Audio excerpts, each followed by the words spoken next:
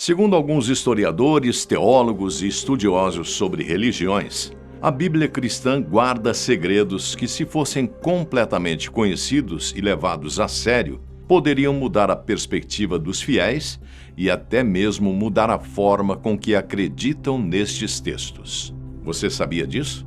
Neste vídeo, vou te levar para conhecer os 10 maiores segredos da Bíblia que ninguém ousa revelar aos cristãos. Abra sua mente e venha. Número 1. O céu não é a morada final. A maioria dos cristãos acreditam que, ao morrer, terá como destino a casa do Pai, coloquialmente chamada de céu. Mas não é isso que acontece segundo a Bíblia. A não ser Jesus Cristo, o Filho de Deus, nenhum outro ser vivo teve, ao menos na primeira instância, a honra de ser levado ao céu. Segundo estudiosos, isso é comprovado em algumas passagens, como no capítulo 2 de Atos, versículos 29 e 34, que dizem: Irmãos, posso dizer-lhes com toda franqueza que o patriarca Davi morreu e foi sepultado, e o seu túmulo está entre nós até hoje. Pois Davi não subiu aos céus, mas ele mesmo declarou: O Senhor disse ao meu Senhor: Senta-te à minha direita. Em uma outra passagem encontrada em João 3, verso 13, foram palavras do próprio Jesus que disse: Ora, ninguém subiu ao céu, senão aquele que de lá desceu, a saber, o Filho do Homem. Número 2. Culto à imagem? Não. Ao longo da história do cristianismo, poucas questões geraram tantos debates quanto o uso de imagens no culto religioso. A Igreja Católica incorporou ao longo dos séculos pinturas e ícones como ferramentas de devoção, catequese e memória sagrada. Nas catedrais e paróquias espalhadas pelo mundo, é comum ver esculturas de santos, representações de anjos e demônios, vitrais coloridos e até figuras simbólicas e assustadoras, como as de gárgulas. Em muitos desses espaços, fiéis se ajoelham, tocam as imagens e oram diante delas. No entanto, esse costume convive com uma passagem bíblica frequentemente citada como oposição direta a tais práticas. Em Êxodo, capítulo 20, versículos 4 e 5, parte do conjunto de mandamentos atribuídos a Moisés, lê-se: Não farás para ti imagem esculpida, nem qualquer semelhança do que está acima nos céus, nem abaixo na terra, nem nas águas debaixo da terra. Não te curvarás diante delas, nem as servirás. Esse trecho se tornou a base para a crítica de diversos grupos cristãos, especialmente após a Reforma Protestante, que o interpretam como uma proibição clara do uso de imagens em contextos de adoração. A tensão nasce exatamente nesse ponto. De um lado, a tradição católica argumenta que as imagens funcionam como lembretes visuais e não como objetos de culto em si. De outro, há quem veja na prática cotidiana, como ajoelhar, acender velas e dirigir orações, um afastamento do mandamento original. Número 3. Não há alma intrinsecamente imortal. Entre os muitos temas que geram discussões dentro do cristianismo, o destino da alma após a morte sempre ocupou um espaço central. Em meio às diversas interpretações existentes, há passagens bíblicas que sugerem uma visão bastante direta sobre a mortalidade da alma. Um dos textos mais citados é Ezequiel 18, versículo 4, onde se lê: Eis que todas as almas são minhas. Tanto a alma do Pai quanto a alma do Filho são minhas. A alma que pecar, essa morrerá. Para alguns estudiosos e grupos religiosos, essa declaração não deixa margem para metáforas. Ela afirmaria que a alma não é intrinsecamente imortal, podendo de fato morrer como consequência do pecado. Essa leitura contrasta com a compreensão difundida em várias tradições cristãs, de que a alma continua existindo conscientemente após a morte do corpo. A partir desse versículo, surge um debate que atravessa séculos. A Bíblia está dizendo que a alma perece completamente ou está usando a morte como símbolo de separação espiritual de Deus? Cada interpretação leva a conclusões muito distintas sobre o pós-morte, o juízo e o propósito da redenção. Assim, um único versículo se torna ponto de partida para uma reflexão profunda sobre vida, morte e a natureza da existência humana, segundo as Escrituras. Número 4. O dia de descanso é o sétimo. Entre os mandamentos apresentados em Êxodo 20, o que trata do dia de descanso ocupa um lugar especial, pois conecta trabalho, espiritualidade e ritmo de vida. O texto bíblico afirma: lembre-se do dia de descanso para santificá-lo. 6 dias trabalharás e farás toda a tua obra, mas o sétimo dia é descanso para o Senhor teu Deus. Nele não farás nenhum trabalho, nem tu, nem teu filho ou filha, nem teu servo ou serva, nem teu animal, nem o estrangeiro que estiver dentro das tuas portas. A passagem é bastante direta ao definir o sábado, o sétimo dia, como o período destinado ao descanso sagrado. Ao observar a lógica do texto, fica claro que o ciclo semanal bíblico termina com o sábado, não começa com ele. Basta você olhar um calendário moderno. Após 6 dias de atividades, o sétimo tradicionalmente corresponde ao sábado. Mesmo assim, ao longo da história cristã, muitos passaram a associar o domingo ao dia do Senhor. Seja por influência de tradições religiosas posteriores, seja por práticas litúrgicas consolidadas ao longo dos séculos. O resultado é que grande parte das pessoas acabou identificando o domingo como o sétimo dia, quando, na verdade, ele inaugura a semana. Outras denominações, como os adventistas, já seguem a ideia original. Para eles, a maior parte do sábado é dedicada exclusivamente ao descanso do Senhor. Número 5. Jesus não nasceu em 25 de dezembro. O tema da data de nascimento de Jesus sempre gerou debate e há um consenso entre estudiosos e especialistas bíblicos. 25 de dezembro não corresponde ao aniversário histórico do Messias. A própria narrativa bíblica oferece indícios claros disso. O Evangelho relata que Maria e José viajaram a Belém para participar de um censo romano, algo improvável de ter sido realizado em pleno inverno da região, quando as estradas ficavam difíceis, o clima era rigoroso e o deslocamento de grandes populações se tornava impraticável. Outro detalhe importante é a presença dos pastores no campo durante a noite, cuidando de seus rebanhos. Na Palestina do primeiro século, essa prática não ocorria nos meses mais frios, quando os animais eram recolhidos como medida de proteção. Isso reforça a ideia de que o nascimento aconteceu em um período mais ameno, possivelmente na primavera ou no início do outono.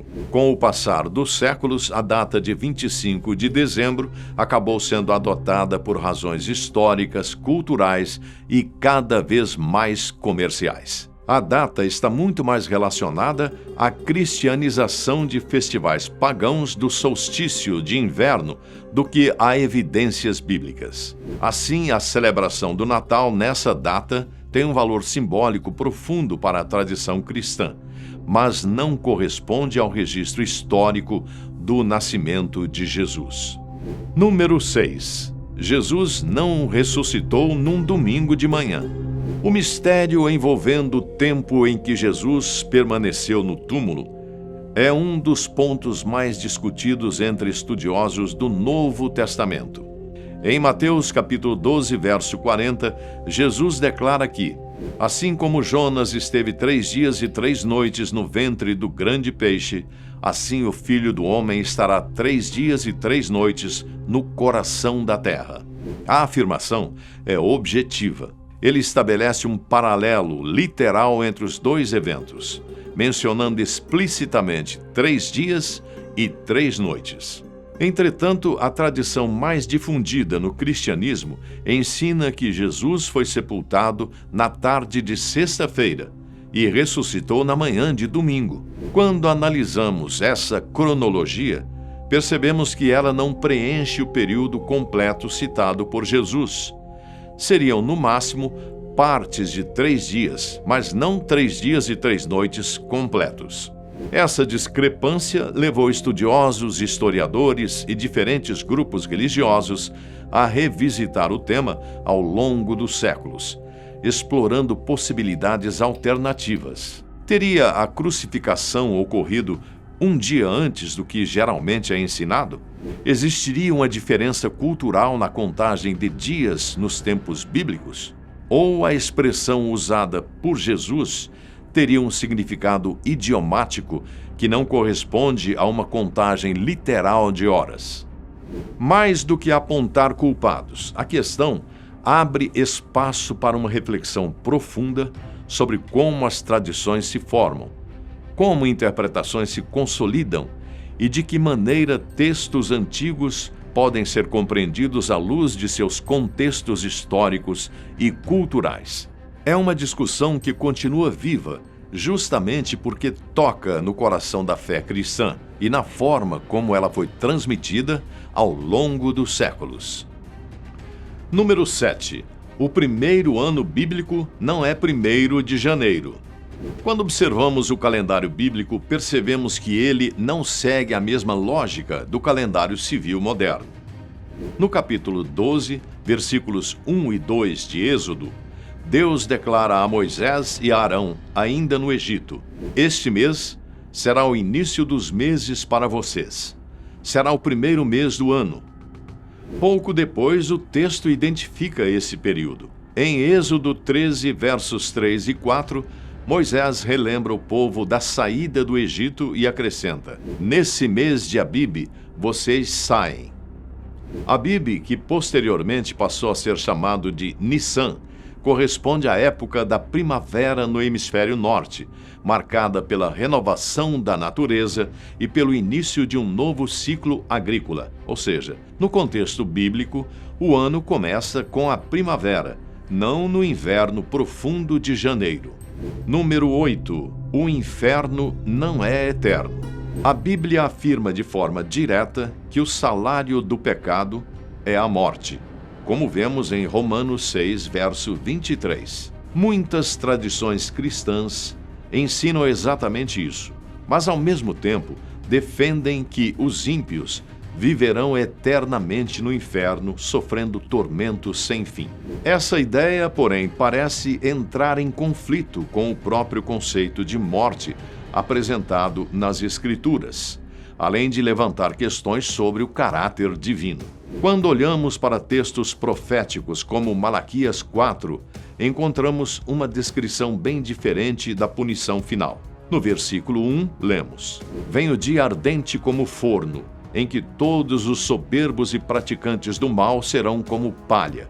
O dia que vem os queimará, não lhes deixará nem raiz nem ramo." E o versículo 3 reforça: "Eles se tornarão cinzas debaixo da planta dos vossos pés." A imagem parece clara, não é? Os maus serão destruídos, reduzidos a cinzas, mas não preservados eternamente para sofrer.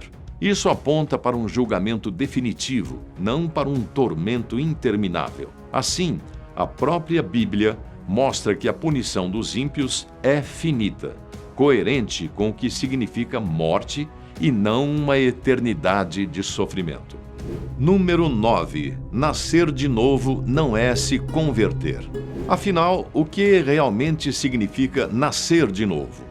A expressão é muito usada entre cristãos para se referir à conversão religiosa, como se o próprio ato de entrar para uma denominação fosse o cumprimento do ensinamento de Jesus. Mas quando examinamos o texto bíblico com atenção, percebemos que o significado é outro.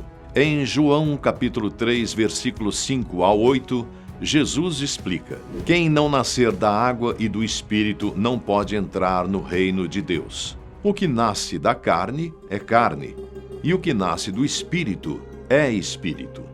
O vento sopra onde quer. Você ouve o som, mas não sabe de onde vem, nem para onde vai. Assim é todo aquele que nasceu do Espírito. Aqui, Jesus não fala sobre adesão a uma religião específica. Ele descreve uma transformação de natureza pessoal. Nascer da carne é viver como ser humano comum. Nascer do Espírito é fazer parte do reino de Deus como um ser espiritual. A comparação com o vento reforça essa ideia. Alguém que nasceu de novo não é guiado por sistemas humanos, mas por uma dimensão espiritual invisível. Portanto, o novo nascimento ensinado por Jesus está ligado à mudança de condição de mortal a espiritual e não à conversão institucional. Trata-se de tornar-se parte da realidade divina e não simplesmente mudar de crença. Número 10. Jesus não era um rockstar. É inegável dizer que, quando observamos a maior parte das representações artísticas de Jesus Cristo, ele acaba lembrando uma figura saída do mundo da música, algo entre um cantor folk e uma estrela do rock dos anos 70 ou 80. Cabelos longos, olhar místico, expressão suave e uma estética que se tornou quase um código visual.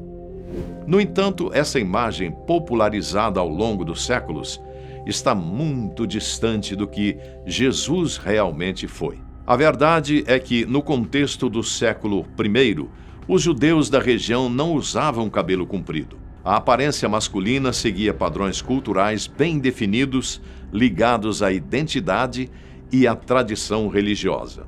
Cristo, portanto, não destoava de seus contemporâneos. Era um homem comum aos olhos de quem vivia naquela época, compartilhando os mesmos traços físicos, estilo de vestimenta e hábitos de higiene típicos do povo judeu. Esse entendimento se alinha inclusive ao que inspirou Paulo a escrever séculos depois a sua carta aos Coríntios. A própria natureza não lhes ensina que se o homem tem cabelo comprido, isso lhe é desonroso? O argumento de Paulo só faz sentido se os homens, de fato, mantivessem o cabelo curto como norma cultural e religiosa, algo que refletia a própria prática de Jesus e de seus discípulos. Dessa forma, a imagem do Cristo cabeludo e estilizado nasce não das Escrituras, mas da arte medieval e renascentista, que reinterpretou sua figura conforme as sensibilidades estéticas de cada época. O Jesus histórico, por outro lado, foi um homem simples, discreto e totalmente integrado à vida cotidiana do seu povo, bem diferente do ícone visual que séculos depois o transformou quase em uma caricatura de rockstar celestial.